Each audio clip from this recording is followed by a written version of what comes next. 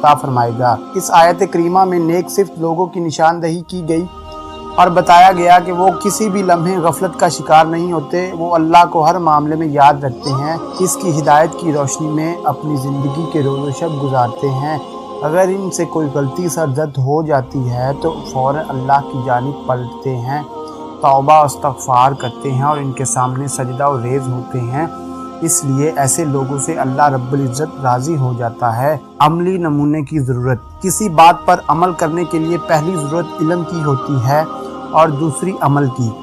علم کے ذریعے محفوظ شکل میں ہمارے پاس موجود ہیں اور عمل کرتے ہوئے افراد بھی اللہ کے فضل سے ہر زمانے میں موجود رہے۔ یہ وہی دونوں چیزیں ہیں جن کو ہر زمانے میں ہر مقام پر اشد ضرورت کی جاتی ہے، اور اگر یہ دونوں چیزیں موجود ہوں تو انسان میں عمل کی تحریک پیدا ہو جاتی ہے۔ ایک آئیڈیل انسان ہر محاذ پر ضرورت محسوس